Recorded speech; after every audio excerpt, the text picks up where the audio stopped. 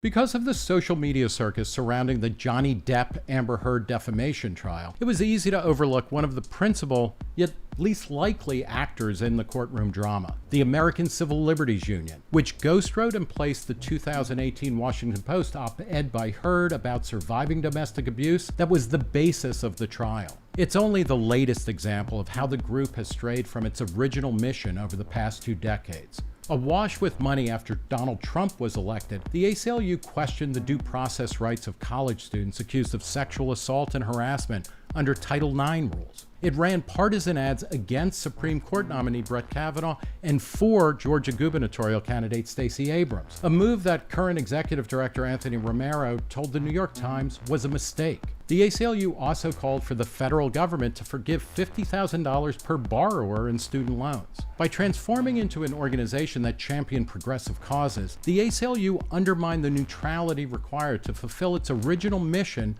of defending the right to free speech, no matter how vile. Enter another free speech organization, the Foundation for Individual Rights in Education, or FIRE. The law is about as good as it's ever been. When it comes to the culture, our argument is that it's gotten a lot worse and that we don't have to accept it. Greg Lukianoff is FIRE's president. It was founded in 1999 to combat speech codes on college campuses. And just as the ACLU recedes from its mission, FIRE is expanding its own to go well beyond the university, and it's changing its name to the Foundation for Individual Rights and Expression. The group has raised $29 million towards a 3-year litigation, opinion research, and public education campaign aimed at boosting and solidifying support for free speech values. Pretty much from day one, people have been asking us to take our advocacy off campus and extend nationally. But 2020 was such a scarily bad year for freedom of speech. On campus and off, we decided to accelerate that process.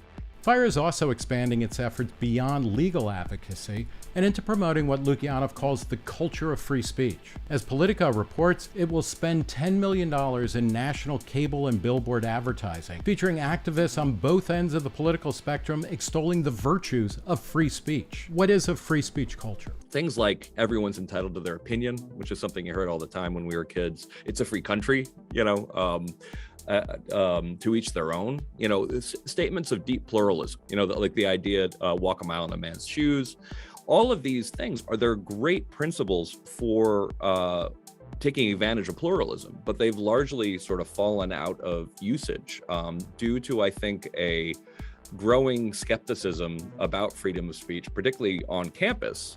That's been about 40 years in the making. Lukianoff has nothing negative to say about the ACLU, and he stresses that FIRE has worked with the organization since day one and continues to do so.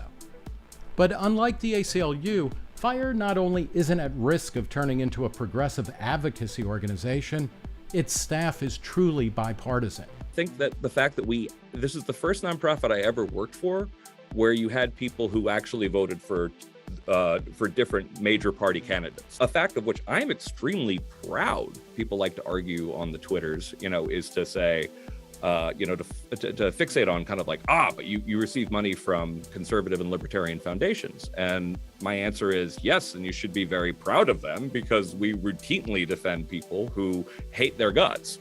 And we never get any foundation saying that they're taking back our funding. Lukianoff thinks that despite the rise of cancel culture, most Americans still understand the value of free speech, but they need to be encouraged to stand up for it. It's really a pretty small minority, and largely at the top. It's particularly pronounced on Twitter, that is sort of anti-free speech philosophically, and thinks that people should shut up and conform.